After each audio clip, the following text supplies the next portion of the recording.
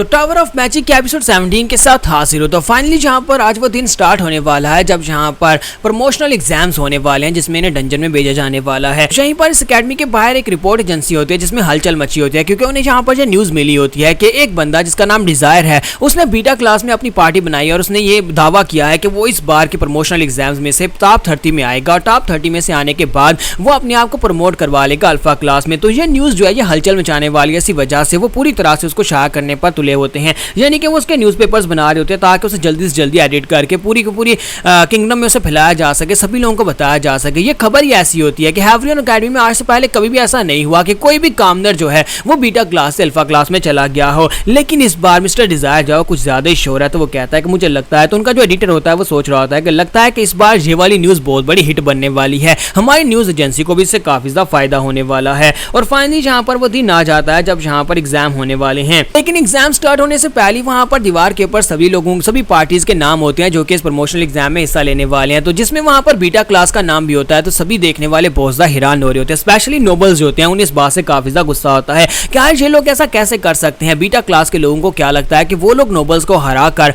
वो alpha class में अपने आप को शिफ्ट करवा लेंगे, ऐसा बिल्कुल पॉसिबल नहीं है। मिस ब्रिगेड के पास भी वहां पर न्यूज़पेपर होता है और मिस ब्रिगेड भी वहां पर सोच रही होती है, लगता है कि डिजायर ने अपने प्लान को पूरी तरह से एग्जीक्यूट किया है, उसने यहाँ पर इसको पूरी हाइप में दे दिया है। न्यूज वालों को यह खबर देने का मकसद यही था कि यहाँ पर कोई भी उनको अपोज ना कर सके और यहाँ पर कंपटीशन में हिस्सा लेने से ना रोक सके, क्योंकि अब ये खबर न्यूज में आ चुकी है। और दूसरी तरफ प्रोफेसर ब्लू मून यानी कि प्रोफेसर पुकमैन जो होते हैं बहुत ज्यादा गुस्से में होते हैं और उनके सामने एडजस्ट और बाकी के सभी डिसाइपल्स खड़े होते हैं, लेकिन वो गुस्से के साथ वहां पर सिर्फ गालियां दी जा रहे होते हैं। वो बार बार वहां पर गालियां दे रहे होते हैं और कहता है कि ये कमीने कम्युनिस्ट लोगों को क्या लगता है कि वो लोग यहाँ पर अपने आप को एडवांस कर सकते हैं। मुझे लगता है कि ये सारे का सारा किया जा रहा उस कमीनी ब्रिगेड का है। ब्रिगेड ये प्लान बना रही थी, कब से वो कामनर्स को राइट्स देने के बारे में बात कर रही थी, कब से वो कामनर्स को ऊपर लाने की बात कर रही थी, लेकिन उस कमीनी कुतिया को क्या लगता है कि मैं इतनी आसानी के साथ इन कमीने कामनर्स को बीटा क्लास के लोगों को अल्फा क्लास में आने दूंगा। और साथ ही वहां पर वो चीजें फेंक रहे होते हैं और बहुत ज्यादा गुस्से में होते हैं और वो कहते हैं कि मैं यहाँ पर उस कमीनी को बिल्कुल भी नहीं छोड़ूंगा। जब उसने कहा था कि वो एक डिसाइपल को यहाँ पर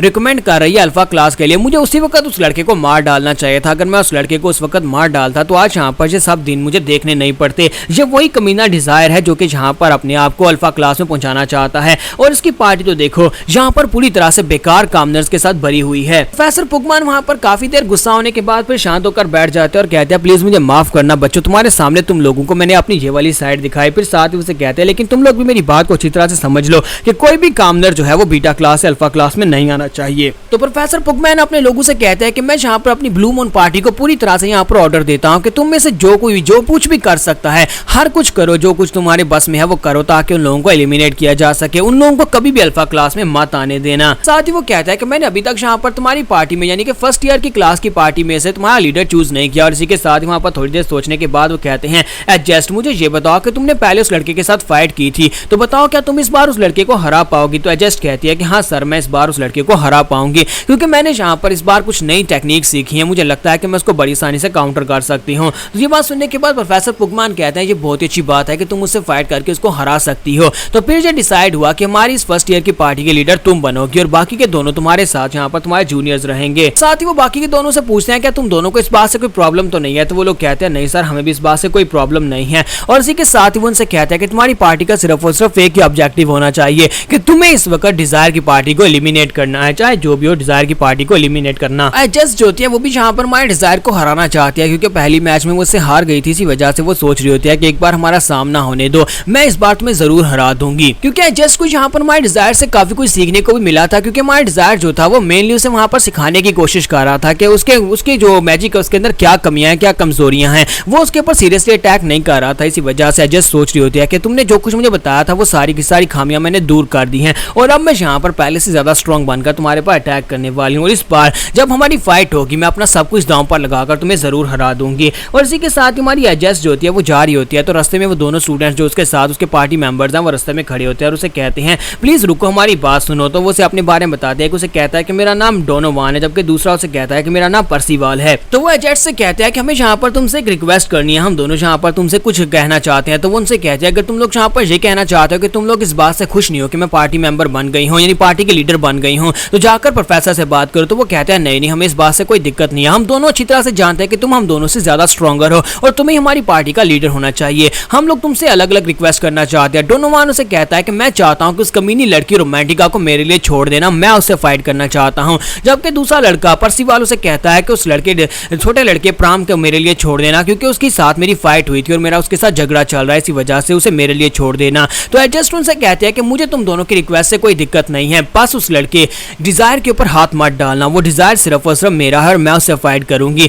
बाकी जिसके साथ तुम चाहो फाइट कर सकते हो। तो वो लोग कहते हैं चलो फिर यहाँ पर सेटल हुआ और इसी के साथ ही वो लोग अपने अपोनेंट्स भी यहाँ पर इन तीनों ने आपस में बांट लिए हैं। तो यहीं पर से नेक्स्ट सीन जो होता है हमारे डिजायर का दिखाया जाता है कि प्रमोशनल एग्जाम से एक दिन पहले वो उनके लिए बहुत सारी बुक्स लेकर आता है, वहां पर बहुत सारी हिस्ट्री की बुक्स होती है और वो उनसे कहता है कि तुम्हें ये सारी की सारी बुक्स पढ़नी होंगी। तो वो दोनों उसे कहते हैं कि हम लोग जहाँ पर ट्रेनिंग क्यों नहीं कर रहे, हमें तो यहाँ पर ट्रेनिंग करनी चाहिए, कल जहाँ पर हमारा कंपटीशन स्टार्ट होने वाला है और हम लोग जहाँ पर बुक्स पढ़ेंगे। तुम्हारा डिजायर उनसे कहता है कि हाँ तुम्हें यहाँ पर ये सारी की सारी बुक्स पढ़नी होंगी। हमने यहाँ पर ये पता लगाया है कि शैडो वर्ल्ड्स जो होते हैं, शैडो वर्ल्ड्स के अंदर जो कुछ भी इवेंट्स होते हैं वो सारे के सारे पास्ट हिस्ट्री से होते हैं और हमारे पास यहाँ पर हिस्ट्री की बहुत सारी बुक्स है, हमें इन हिस्ट्री की बुक्स को पढ़ना होगा ताकि हमें पता चल सके कि डंजन के अंदर माहौल कैसा होने वाला है और उसके अंदर हमारा मिशन क्या होगा, इससे हमें काफी ज्यादा आसानी होने वाली है। तो वो से कहती है लेकिन हमें पता भी नहीं है कि डंजन के अंदर कौन सा मिशन होगा और हिस्ट्री में से कौन सा मिशन दोहराया जाएगा, तो फिर हम यहाँ पर इतनी सारी बुक्स को पढ़कर क्या करेंगे। तुम्हारा डिजायर उसे कहता है कि हाँ यही तो है, इससे तुम्हें काफी ज्यादा फायदा होने वाला है, तुम्हें हर एक डंजन की हिस्ट्री के बारे में पढ़ना होगा ताकि तुम्हें पता चल सके, उसमें से काफी सारी नॉलेज मिलेगी, बुक्स के अंदर से हमें नॉलेज मिलती है। हमें जिस लेवल 5 के डंजन के अंदर भेजा जाने वाला है, हालांकि वो डंजन असली नहीं होने वाली, वो एक मैजिक क्रिस्टल के साथ क्रिएट की गई होगी जिसके अंदर इवेंट्स बिल्कुल रियल होने वाले हैं, यानी कि वहां पर टाइम के साथ और मिशन के साथ बिल्कुल भी छेड़छाड़ नहीं की जा सकती। हम लोग मैजिक क्रिस्टल के साथ दोबारा से रिक्रिएट कर सकते हैं, लेकिन उसके अंदर मिशन का ऑब्जेक्टिव वही रहने वाला है जो डंजन का रियल ऑब्जेक्टिव था, इसी वजह से हमें जाकर मिशन के ऊपर ध्यान देना पड़ेगा और साथ ही उस डंजन के अंदर जो एनवायरमेंट होगा उसको थोड़ा सा फेरबदल किया गया होगा, लेकिन वो सारे का सारा हिस्ट्री के मुताबिक ही रहने वाला है। इसी वजह से हमें यहाँ पर हिस्ट्री की बुक्स को पढ़ना होगा ताकि हम सभी लोग यहाँ पर इसमें नॉलेज हासिल कर सकें। साथ ही वो अंदर सोच रहा था कि मुझे अच्छी तरह से पता है कि इस प्रमोशनल एग्जाम में कौन सी डंजन में भेजे जाने वाला है और कौन सा मिशन है, लेकिन मैंने पहले से यहाँ पर बताकर के एक्साइटमेंट को खत्म नहीं करना चाहता। यहाँ पर बुक पढ़ने की बजाय रोमांटिका जो होती है मस्ती के मूड में होती है और वो वहाँ पर प्राम के साथ मजाक कर रही होती है और उसे कहती है कि तुम आजकल हमारे डिजायर के कुछ ज्यादा करीब होने लग गए हो, मुझे लगता है कि तुम दोनों जो है वो तुम दोनों का रिलेशन जो है वो यहाँ पर कुछ और ही होता जा रहा है, क्या तुम दोनों वाकई में यहाँ पर पार्टी मेंबर्स हो या फिर तुम दोनों यहाँ पर गर्लफ्रेंड बॉयफ्रेंड बन गए हो। बेचारा प्राम जो होता है उसकी बातें सुनने के बाद शर्मिंदा हो रहा था और कहता है कि ऐसा कुछ भी नहीं है और इसी के साथ ही हमारे रोमांटिका के हाथ से उसकी बुक गिर जाती है और हमारे डिजायर गुस्से के साथ उसे कहता है मुझे लगता है कि तुम यहाँ पर अपनी बुक के ऊपर बिल्कुल भी ध्यान नहीं दे रही। तो वो कहती है नहीं मैं अभी पढ़ती हूँ और दोबारा से अपनी बुक उठाने लगती है। तो इसी के साथ ही वहाँ पर एडजस्ट आ जाती है, तो एडजस्ट उस बुक को उठाती है और उसे कहते हैं कि ये लो जो तुम्हारी बुक है। तो उसे देखकर काफी हैरान होती है और कहती है कि तुम यहाँ पर क्या कर रही हो और उसके हाथ से वहाँ पर बुक छीनकर वहीं पर बैठ जाती है। तो रोमांटिका उसे कहते हैं कि मुझे नहीं लगता कि इस लड़की को यहाँ पर होना चाहिए और इसी के साथ ही वहीं पर हमारे डिजायर के सामने आकर बैठ जाती है। तुम्हारा डिजायर उसे कहता है काफी दिनों के बाद तुम्हें देख रहा हूँ, यानी कि हमारे पहले मैच के बाद तकरीबन 2 महीने हो गए, 2 महीने के बाद तुम्हें देख रहा हूँ। मुझे बताया कि तुम इस वक्त ब्लू मून पार्टी में, इसका मतलब यह है कि तुम इस बार के कंपटीशन में हमारे सामने होने वाली हो। मैं इस बात से बहुत ज्यादा खुश हूँ कि तुम्हें यहाँ पर एक सूटेबल पार्टी मिल गई, यानी ब्लू मून पार्टी को ज्वाइन करने का मौका मिला। तो वो उसे कहते हैं कि तुम्हें ऐसा क्यों लगता है कि वो पार्टी मेरे लिए सूटेबल है। तो रोमांटिका उसे कहते हैं कि मुझे लगता है कि तुम दोनों यहाँ पर स्ट्रॉन्ग हो, इसी वजह से तुम दोनों को अपनी अपनी पार्टी का लीडर होना चाहिए। एडजस्ट उसे कहती है लेकिन मैं यहाँ पर फिलहाल के लिए इस बात को क्लेम नहीं कर सकती कि मैं अपनी पार्टी में ज्यादा स्ट्रॉन्गर हूँ, क्योंकि डिजायर अरमान यहाँ पर है, जब तक मैं तुम्हें हरा नहीं देती तब तक मैं यहाँ पर अपने आप को स्ट्रॉन्गर नहीं कह सकती।